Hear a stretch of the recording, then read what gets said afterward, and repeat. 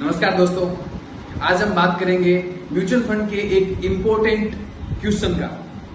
Mutual fund में investment किस platform पे करें या कौन सा प्लेटफॉर्म बेस्ट है, बैंक या फिर एप्स। बहुत सारे बिगिनर्स को ये कंफ्यूज रहता है कि सेफ क्या है और ज्यादा रिटर्न कहाँ मिलेगा, हमें इन्वेस्टमेंट कहाँ करना चाहिए। तो आज के वीडियो में हम एप्स और बैंक्स दोनों के प्रो एंड कॉन्स के बारे में डिस्कस करेंगे और वीडियो के अंत तक आपको क्लियर हो जाएगा कि आपके लिए बेस्ट ऑप्शन कौन सा है। तो लेट्स स्टार्ट द वीडियो। नमस्कार दोस्तों, मैं हूं जितेंद्र राजपूत और आप देख रहे हैं RJKM वेल्थ टॉक्स, जहां हम बात करते हैं सही पैसे को सही जगह इन्वेस्टमेंट करने का तरीके के। वीडियो में शुरुआत करते हैं। सबसे पहले बैंक के थ्रू इन्वेस्टमेंट करने के क्या प्रो है और क्या कॉन्स है। प्रो कॉन्स मतलब क्या फायदे और क्या नुकसान है। अगर बैंक के थ्रू अपन बात करें तो बैंक के सबसे बड़े 3 फायदे हैं। बैंक से बात करने के लिए 3 प्रो है। वो क्या है? एक तो ट्रस्ट फैक्टर, हर कोई बैंक पे ट्रस्ट करता है कि मुझे इन्वेस्टमेंट बैंक के थ्रू करना है क्योंकि बैंक को विजुअली देख पाता है। दूसरा है face to face guidance, bank में जाके सामने एजेंट या बैंक के जो मैनेजर होता है उससे फेस टू फेस कन्वर्जन करने को मिल जाता है। तीसरा होता है कन्वीनियंस होता है। अगर आपके पास में ऑलरेडी बैंक में अकाउंट है तो आप क्या है कि वहां पे बैंक आपको ये प्रोसेस करने में थोड़ा सा इजी हो जाता है। जहां प्रो होते हैं वहां कुछ ना कुछ कॉन्स भी होते हैं। तो let's discuss about the what with the cons if you invest through bank. तो सबसे बड़ा जो कॉन्स है बैंक से इन्वेस्टमेंट खरीदने में कि वो है रेगुलर प्लान ऑफर। बैंक वाले आपको रेगुलर प्लान बेचते हैं जिसमें उनको उनका कमीशन जुड़ा हुआ रहता है, जिसमें आपको एक एक्स्ट्रा एक्सपेंस देने पड़ते हैं उनके कमीशन के तौर पे, तो आपको लंबे टाइम में रिटर्न्स कम मिलेंगे।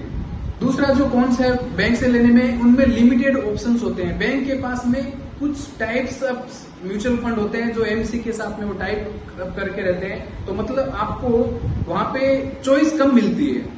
आपको इन्वेस्टमेंट की जो नंबर ऑफ इन्वेस्टमेंट की स्कीम्स है वहां पे आपको कम मिलती है चॉइस करने के लिए। और तीसरा प्रोसेस थोड़ा सा स्लो होता है, आपके लिए बहुत सारे पेपर वगैरह रहता है तो उसमें टाइम कंज्यूमिंग वर्क होता है। तो दोस्तों बात करते हैं कि ऐप के थ्रू इन्वेस्टमेंट कैसे कर सकते हैं और उसके क्या प्रो और कॉन्स है। ऐप से अगर हम इन्वेस्टमेंट की बात करें तो वहां काफी प्रकार के अपने को फायदे मिलते हैं। जैसे डायरेक्ट प्लान में इन्वेस्टमेंट करना, वहां पे डायरेक्ट प्लान्स अवेलेबल होते हैं। एप्स में मोस्टली डायरेक्ट प्लान होते हैं तो जिसमें अपना एक्सपेंस रेशियो कम होता है क्योंकि वहां पे कमीशन फ्री स्कीम्स होती है। तो वहां पे अपने को ये सबसे बड़ा लॉन्ग टर्म में रिटर्न्स ज्यादा मिलने का फायदा होता है। दूसरा wide range of AMC schemes होता है। बहुत सारे सब एएमसी के म्यूचुअल फंड अपन एक ही प्लेटफॉर्म से खरीद सकते हैं। चाहे अपने को रिलायंस का खरीदना हो, चाहे अपने को HDFC खरीदना हो, चाहे ICICI, चाहे एक्सिस बैंक, चाहे जियो और चाहे मोतीलाल ओसवाल, चाहे पराग पारे, कोई सा भी खरीदना हो आप एक जगह से खरीद सकते हो। तीसरा है easy and fast process, online KYC कर सकते हो, इजी प्रोसेस है, 4-5 मिनट में आप कंप्लीट कर सकते हो। चौथा है ट्रैकिंग और मैनेजमेंट करना बहुत इजी हो जाता है। आप सारे एएमसी के म्यूचुअल फंड स्कीम को एक ही प्लेटफॉर्म पे ट्रेक कर सकते हो जो आपके लिए इजी और कन्वीनियंट होता है। पांचवा होता है सेफ्टी। ये एप्स सेबी से रजिस्टर्ड रेगुलेटेड होते हैं तो इसका मतलब आपका पैसा सेफ है। कुछ इन्वेस्टर्स को ये डाउट होता है कि एप्स क्या सेफ है, क्या ऐप में इन्वेस्टमेंट करना सही है। तो इसका आंसर है यस, क्योंकि जो पैसा है जो आपको आप चाहे किसी भी प्लेटफॉर्म में करते हो, चाहे जेरोदा हो, चाहे एंजल वन हो, चाहे या कॉइन हो, या मार्केट में बहुत सारे एप्स है, वहां पे आप किसी भी एप्स के थ्रू इन्वेस्टमेंट करते हो तो वो पैसा ऐप के पास नहीं जाता है। वो पैसा आपका ऐप के थ्रू एएमसी के पास जाता है जहां पे फंड मैनेजर आपके पैसे को मैनेज करते हैं। तो ऐप के थ्रू आपके पैसे मैनेजर्स जो है करते हैं। एक दूसरा एग्जांपल के लिए हिसाब से समझते हैं कि सपोज आपने किसी बैंक में पैसा जमा किया, वो बैंक का ब्रांच आपके घर के बगल में था और कुछ सालों बाद में या कुछ महीनों बाद में वो ब्रांच बंद हो गई या ब्रांच शिफ्ट हो गई, तो क्या आपका पैसा बंद डूब जाता है या पैसा आपका कहीं चला जाता है? नहीं ना, आपका पैसा उसी बैंक में है, आप दूसरी बैंक के किसी ब्रांच में जाके वो पैसा विड्रॉल कर सकते हो, या एटीएम कार्ड है तो एटीएम कार्ड से विड्रॉल कर सकते हो। भले ही आपकी ब्रांच बंद हो गई हो जिसमें आपने पैसा जमा किया हो, या भले ही आपकी ब्रांच कहीं शिफ्ट हो गई हो, उससे कोई फर्क नहीं पड़ता।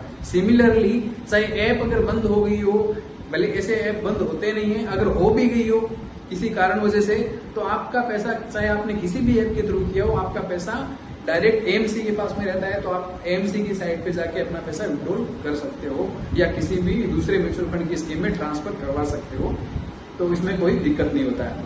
तो दोस्तों, जब प्रो के साथ साथ में कुछ कॉन्स भी होते हैं, तो एप्स में क्या कॉन्स होते हैं, लेट्स डिस्कस अबाउट दैट। सबसे पहले जो कॉन्स है, सबसे बड़ा कि इसमें गाइडेंस नहीं मिलता है।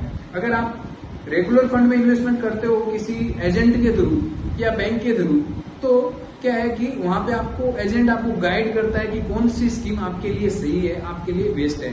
लेकिन यहाँ पे आपको गाइडेंस करने वाला कोई नहीं है, जो भी आपको रिसर्च आपका DIY आपको खुद ही करना पड़ेगा। कौन सी स्कीम आपके लिए सही है, ये आपको ही डिसीजन लेना पड़ेगा। इसमें क्या है, अपन बात कर रहे थे कि इसमें गाइडेंस की कमी होती है, और इसमें आपको रिसर्च वगैरह खुद करना पड़ता है। स्पून फीडिंग नहीं होती है इसके अंदर कि हम आपको डायरेक्टली सारे हम गाइडेंस करेंगे, वो यहाँ नहीं होता है। दूसरा है, बहुत सारे ऑप्शंस वहां पे मिल जाते हैं आपको मार्केट में, जैसे Paytm money, grow, Zerodha, times, ET times और वगैरह बहुत सारे एप्स है। कौन सी ऐप से करना चाहिए, ये आपको कंफ्यूज होता है कि मैं कौन सी ऐप से करना चाहिए, ये आपके लिए थोड़ा सा कंफ्यूज करने वाला होता है। तीसरा है, क्रॉस सेलिंग्स होते हैं। कभी कभी क्या होता है, इंश्योरेंस या फिर लोन प्रोडक्ट आपको बेच देते हैं, जैसे कोई इक्विटी लिंक्ड स्कीम होते हैं, यूलिप होते हैं, इस तरह के ELSS वगैरह को आपको बेच देते हैं, तो वो भी एक इसका कॉन्स है। तो लास्ट में दोस्तों बात करते हैं कि आपके लिए कौन सा सही है, विच इज द बेटर। सो अगर आप बिगिनर हो और आपको आइडिया नहीं है कौन सी स्कीम सही है, अगर 10,000 स्कीमों में से आपको नहीं पता कौन सी स्कीम आपके लिए सही है, तो एजेंट के थ्रू या फिर बैंक के थ्रू इन्वेस्टमेंट करना आपके लिए सही होगा, जहां आपको वो सारे कुछ जो है आपकी होल्डिंग को मैनेज करेंगे एजेंट के थ्रू, तो वो आपके लिए आपसे कमीशन चार्ज करेगा, आपको 0.5% रिटर्न कम मिलेगा, लेकिन आपको गलत स्कीम नहीं लेने देगा, आपको अच्छी स्कीम में ही इन्वेस्टमेंट करवाएगा। अगर आपको थोड़ा सा रिसर्च नॉलेज है, आप अगर रिसर्च खुद कर सकते हो, तो आपके लिए डायरेक्ट प्लान सही है, आपके लिए ऐप सही है, तो ताकि आप अपना इन्वेस्टमेंट कर सकते हो, थोड़ा सा ज्यादा रिटर्न कमा सकते हो। एग्जाम्पल से समझते हैं कि अगर 25 से 30 साल तक आप इन्वेस्टमेंट करते हो, तो डायरेक्ट प्लान आपके लिए बेस्ट होंगे। वहां पे आपको 0.5% एक्स्ट्रा रिटर्न मिलता है, जो कि कंपाउंडिंग में बहुत बड़ी अमाउंट हो सकता है। तो दोस्तों, लास्ट में कंक्लूजन करते हैं, जो आपको बताया था कि आपको आपका डाउट्स क्लियर हो जाएगा। तो दोस्तों, दोनों प्लेटफॉर्म्स के अपने अपने एडवांटेज और डिसएडवांटेज है, लेकिन अगर आप सेफ, इजी और लॉन्ग टर्म में बेटर रिटर्न चाहते हो, तो ऐप आपके लिए बेस्ट ऑप्शन है। और टेंशन मत लीजिए, ये ऐप सेबी से रजिस्टर्ड रेगुलेटेड होते हैं, तो बिल्कुल सेफ है। आपको क्या लगता है, आप बैंक के थ्रू इन्वेस्टमेंट करते हो या आपको एप्स के थ्रू इन्वेस्टमेंट करते हो? कमेंट में जरूर लिख के बताइएगा। अगर दोस्तों आपको ये वीडियो पसंद आया हो, तो लाइक कीजिए, शेयर कीजिए, और अपने दोस्तों के साथ शेयर करके सब्सक्राइब करके घंटी का बटन दबाना मत भूलिएगा। मिलते हैं ऐसे ही नए एपिसोड के साथ, तब तक के लिए नमस्कार।